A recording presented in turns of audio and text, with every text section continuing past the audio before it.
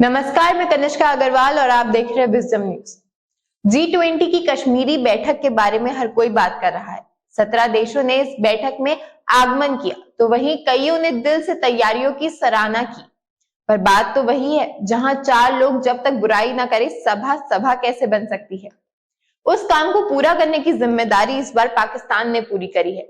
चलिए बताते हैं कैसे। भारत के हुए सफल G20 पर पाकिस्तान के बिलावल भुट्टो ने सवाल उठाए। हाल ही में कश्मीर के श्रीनगर में सोमवार को G20 टूरिज्म वर्किंग ग्रुप की 3 दिवसीय बैठक शुरू हुई। हालांकि इसकी चर्चा जोरों पर है, लेकिन फिर भी सऊदी अरब, तुर्की और चीन ने G20 की बैठक में शामिल होने से इनकार कर दिया। और वही सोने पे सुहागा, धरती पर जन्नत माना जाने वाला कश्मीर अनुच्छेद 370 के बाद पहली बार सभा का हिस्सा बन रहा था। ऐसे में पाकिस्तान का कोई ना कोई टिप्पणी करना तो लाजमी था। पाकिस्तान के विदेश मंत्री बिलावल भुट्टो जरदारी ने कहा है कि अंतर्राष्ट्रीय समुदाय ने कश्मीर में भारत की बर्बरता पर आंख मूंद ली है। सोमवार को पाकिस्तान अधिकृत जम्मू कश्मीर की विधानसभा में बिलावल भुट्टो ने अंतर्राष्ट्रीय समुदाय पर आरोप लगाया कि जम्मू कश्मीर में भारत की बर्बरता पर आंख मूंद ली गई है। उन्होंने अंतर्राष्ट्रीय समुदाय की कड़ी आलोचना करते हुए कहा कि अल्पकालिक हितों के लिए हमेशा से चले आ रहे सिद्धांतों का बलिदान करना बुद्धिमानी नहीं है। बिलावल ने भड़ास निकालते हुए कहा, आज मैं दुनिया में पूछता हूं कि क्या किसी देश को संयुक्त राष्ट्र की अपनी प्रतिबद्धताओं से मुकरने की अनुमति दी जा सकती है। G20 की कश्मीरी बैठक के बारे में हर कोई बात कर रहा है। 17 देशों ने इस बैठक में आगमन किया तो वही कईयों ने दिल से तैयारियों की सराहना की। पर बात वही है, जहां 4 लोग जब तक बुराई ना करे सभा कैसे कही जा सकती है। उस काम को पूरा करने की जिम्मेदारी पाकिस्तान ने पूरी की है। चलिए बताते हैं कैसे।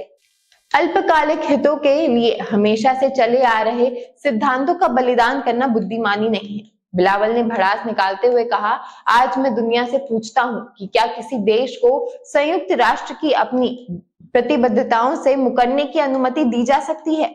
खुद के वादों को तोड़ना और अंतर्राष्ट्रीय कानून का खुलेआम उल्लंघन करने की अनुमति सिर्फ इसलिए दी जा सकती है क्योंकि वो देश ऐसा चाहता है। मुझे यहाँ ये कहना ही चाहिए कि संयुक्त राष्ट्र सुरक्षा परिषद के प्रस्तावों के तहत हमारी प्रतिबद्धताओं पवित्र है। वे ना तो किसी राष्ट्रवादी राजनीतिक दल की सनक के अनुसार बदलते हैं और ना ही समय बीतने के साथ कमजोर पड़ते हैं। बिलावल ने आगे कहा कि भारत कश्मीर में बैठक की मेजबानी करने G20 अध्यक्ष के रूप में अपनी स्थिति का दुरुपयोग कर रहा है। उन्होंने कहा कि ये विश्व के मंच पर भारत के अहंकार का एक और प्रदर्शन है। श्रीनगर में आयोजित बैठक में 29 देशों के 61 प्रतिनिधि शामिल हुए। अगस्त 2019 में जम्मू कश्मीर से अनुच्छेद 370 हटाए जाने के बाद यह पहला बड़ा ग्लोबल इवेंट है। इसके जरिए भारत दुनिया को दिखाना चाहता है कि अनुच्छेद 370 के बाद जम्मू कश्मीर में कितना विकास हुआ है। बिलावल भुट्टो ने G20 में शामिल हो रहे यूरोपीय देशों पर निशाना साधते हुए कहा, यूरोप की बात आती है तो ये देश अंतर्राष्ट्रीय कानून और संयुक्त राष्ट्र सुरक्षा परिषद के प्रस्तावों को लेकर कड़ा रुख अपनाते हैं, लेकिन वही देश कश्मीर के संदर्भ में उसी अंतर्राष्ट्रीय कानून के उल्लंघन पर आंख मूंद रहे हैं। बिलावल ने कहा कि पाकिस्तान के लिए कश्मीर के मुद्दों का समाधान पसंद का नहीं बल्कि कर्तव्य का विषय है। पाकिस्तानी विदेश मंत्री ने कहा, आज यहाँ मेरी उपस्थिति हमारे देश की पीढ़ी दर पीढ़ी समर्थन और कश्मीर मुद्दे के प्रति प्रतिबद्धता का सबूत है।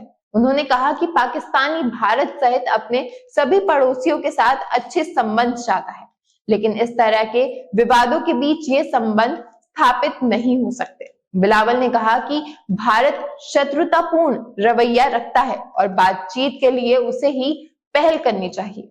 आतंकवाद को लेकर उन्होंने कहा, आतंकवाद और लोगों की आजादी के बीच एक स्पष्ट अंतर है।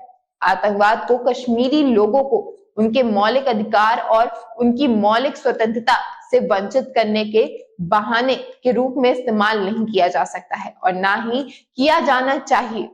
कश्मीर में G20 की बैठक कड़ी सुरक्षा के बीच शांतिपूर्ण ढंग से चल रही है। केंद्रीय मंत्री जितेंद्र सिंह ने सोमवार को कहा कि कश्मीर में अब विरोध प्रदर्शन का आह्वान पर कोई ध्यान नहीं दे रहा है, क्योंकि आम आदमी को ये एहसास हो गया है कि निहित स्वार्थों और धार्मिक टिप्पणी वालों की बातें झूठी हैं। वे श्रीनगर में G20 कार्यकारी समूह की बैठक में फिल्म प्रचार पर एक अतिरिक्त कार्यक्रम में बोल रहे थे, जो मंगलवार से शुरू हो रही है। केंद्रीय मंत्री ने कहा, पहले अगर इस तरह का आयोजन कश्मीर में किया जाता या दिल्ली में कोई आता तो इस्लामाबाद से हड़ताल का आह्वान होता और यहाँ श्रीनगर रेजिडेंसी रोड पर दुकानें बंद हो जाती। लेकिन आज कोई भी हड़ताल नहीं है, बुलावे पर ध्यान नहीं देता, दुकानें खुली हैं, आम आदमी आगे बढ़ चुका है और आगे बढ़ना चाहता है। ये जमीनी बदलाव को दिखाता है। उन्होंने कहा कि जम्मू कश्मीर में आम आदमी ने अपनी 2 पीढ़ियों को पाकिस्तान प्रायोजित आतंकवाद की बेड़ी पर बलिदान देते हुए देखा है, पर अब ऐसा नहीं होगा। इसी के साथ केंद्र सरकार ने भी अपना मत स्पष्ट किया कि किस तरीके से उन्होंने पाकिस्तान से आए हुए उन टिप्पणियों को बिना किसी रोचक या अनुचित शब्दों के नकार दिया। मैं कनिष्का अग्रवाल, विजडम न्यूज से उम्मीद करती हूँ कि आपको हमने पूर्ण रूप से सारी जानकारी प्रदान की हो। हमारे न्यूज चैनल की टैगलाइन है, ना इधर ना उधर, सच की डगर। हम अपनी टैगलाइन के आधार पर खबरों का विश्लेषण करते हैं और आप तक सटीक जानकारी पहुंचाने का पूरा प्रयास करते हैं। धन्यवाद।